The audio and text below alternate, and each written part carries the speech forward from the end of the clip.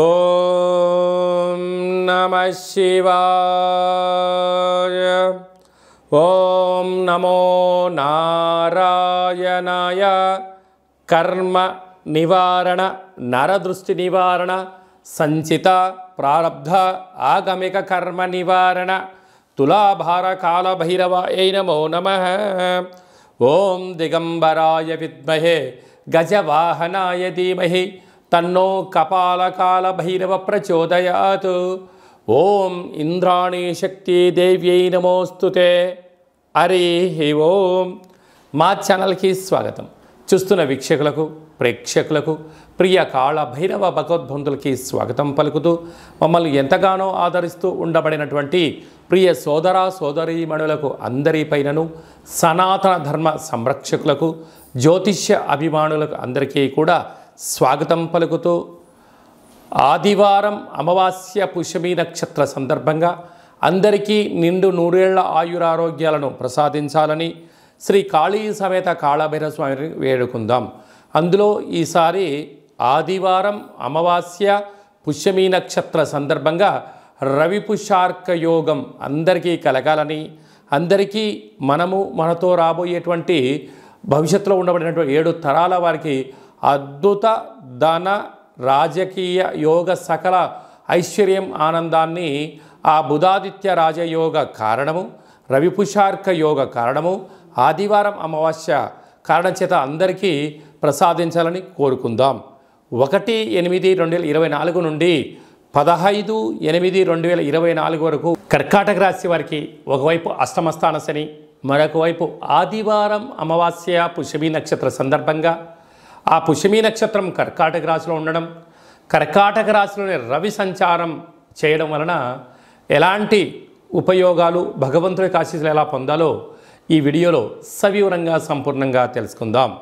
కర్కాటక రాశిలో ఏ నక్షత్రాలు వస్తాయనగా పునర్వసు నక్షత్రంలో చివరి పాదం 4వ పాదము, పుష్యమి నక్షత్రంలోని 4 పాదాలు, ఆశ్లేష నక్షత్రంలోని 4 పాదాలు కలిపితే కర్కాటక రాశి.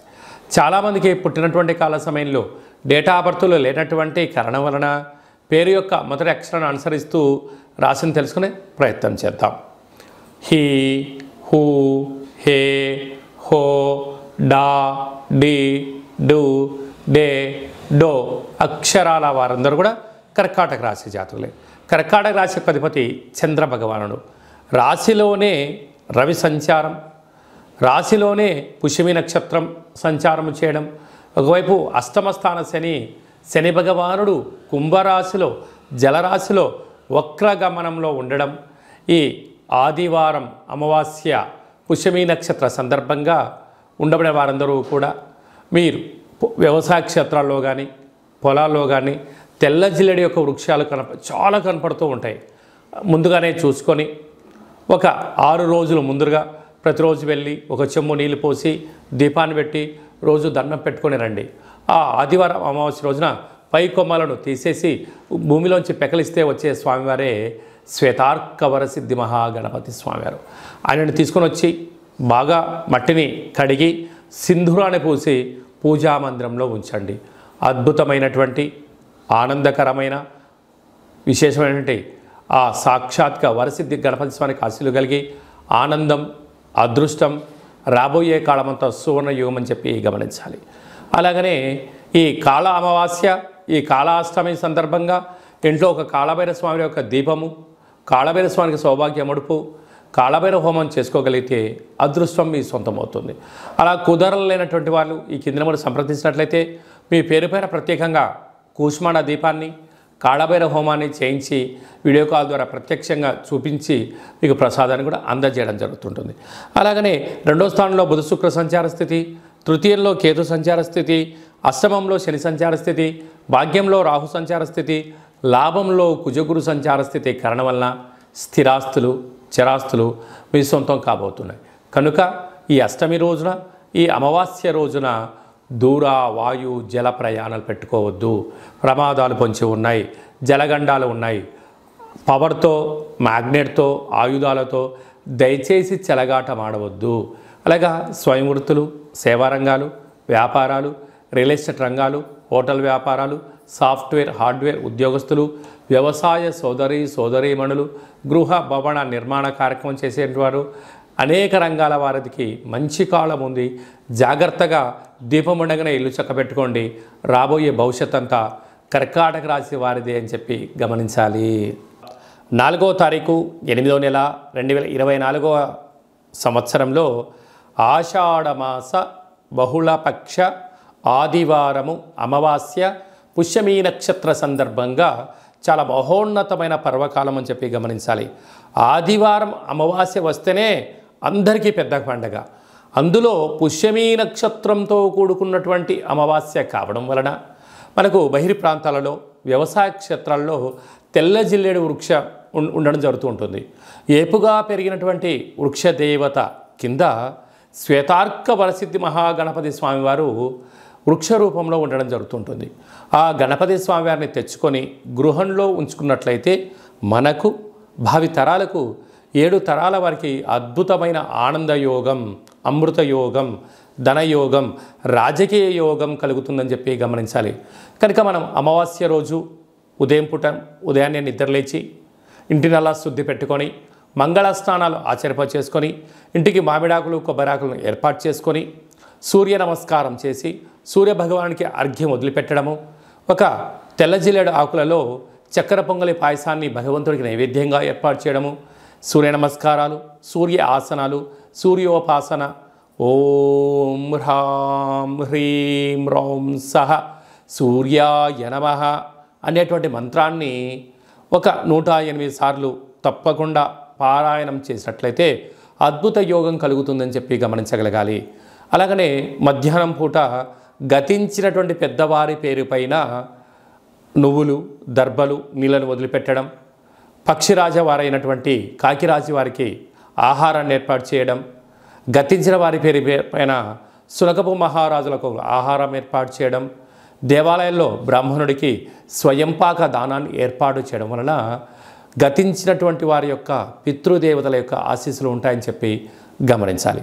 సాయం సంధ్య కాగానే సాయంత్రం 4:30 నుండి 6 గంటల వరకు రాహుకాల సమయం ఉంటుంది కనుక ఇంట్లో ఒక అష్టదళ పద్మాన్ని వేసుకొని నిమ్మకాయలతో దీపాన్ని వెలిగించడము, విష్ణు సహస్రనామ పారాయణం కానీ లలిత సహస్రనామ పారాయణం చేయడం వలన ఇంటిలో రాహుకాలంలో చేసే పూజ ఫలిత ప్రభావం వలన నరదృష్టి, శత్రు ప్రభావాలు తొలగిపోతాయి. చీకటి పడ్డాక లేకుంటే ఉదయం కానీ ఇంటికి ఒక ఎర్రటి గుమ్మడికాయను దిష్టి తీసి పలగొట్టడం, దారం కలిగిన నిమ్మకాయని కట్ చేసి గడపకు ఇటువైపు అటువైపు పెట్టడం, కార్లను, ఫ్యాక్టరీలను, కర్మాగారాలను శుద్ధి పెట్టుకొని సాంబ్రాణితో ధూపం వేయడం వలన ప్రశాంతత కలుగుతుందని జరుగుతుంది.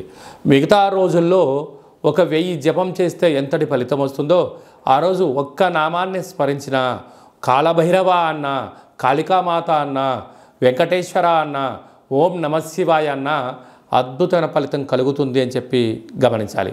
ఆ రోజు చేసే పూజ, ఆ రోజు చేసే దీక్ష, ఆ రోజు ఉండబడిన మౌనము మనకెంతో ఐశ్వర్యాన్ని, ఆనందాన్ని మనకు కలిగిస్తుందని చెప్పి గమనించగలగాలి.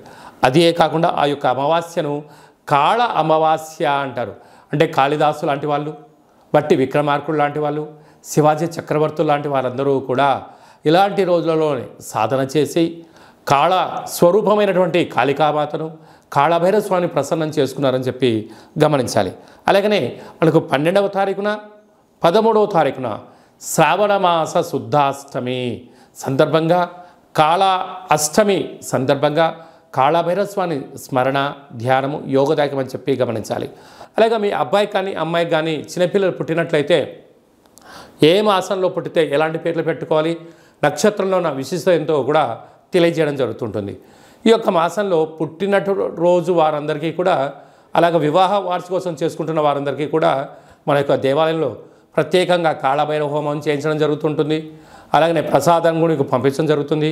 మనమందరము కూడా కలియుగ కాలంలో కాళభైరవ స్వామికి స్మరణ చేద్దాం, కష్టాలకు స్వస్తి పలుకుదాం, ఐశ్వర్యానికి స్వాగతం పలుకుతాం.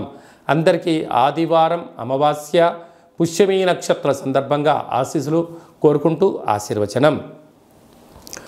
ఓం కాళకాలాయ విద్మహే కాళాతీతాయ ధీమహి తన్నో కాళభైరవ ప్రచోదయాతు. శతమానం భవతి శతాయు పురుష సతేంద్రియ ఆయుష్యేవేంద్రియే ప్రతిష్టతి ధనం ధాన్యం బహుపుత్రలాభం శత సంవత్సరం దీర్ఘమాయు సర్వే జనా సుఖినో భవంతు లోకా సమస్తా సుఖినో భవంతు సర్వం కాళభైరవ దేవతార్పణమస్తు. ఈ వీడియో మీకు నచ్చినట్టయితే లైక్ చేయండి, షేర్ చేయండి, మా ఛానల్ని సబ్స్క్రైబ్ చేసుకోండి. అందరికన్నా ముందుగా మీ యొక్క వ్యక్తిగత జాతకం తెలుసుకోవాలనుకుంటున్నారా? అందరికన్నా అదృష్టాన్ని ఐశ్వర్యాన్ని తెచ్చేటువంటి విషయాలు తెలుసుకోవాలనుకుంటున్నారా అన్నట్లయితే గంట సింబల్ ప్రెస్ చేయండి, ఆల్ అనే బటన్ తెలియచేసి మీరు ఎవరి క్షేమాన్ని కోరుకుంటున్నారో, మీ క్షేమాన్ని ఎవరైతే కోరుకుంటున్నారో ఈ ఆధ్యాత్మికమైన సమాచారాన్ని చేరవేసి భగవంతుడి యొక్క ఆశీస్సులు పొందగలరు.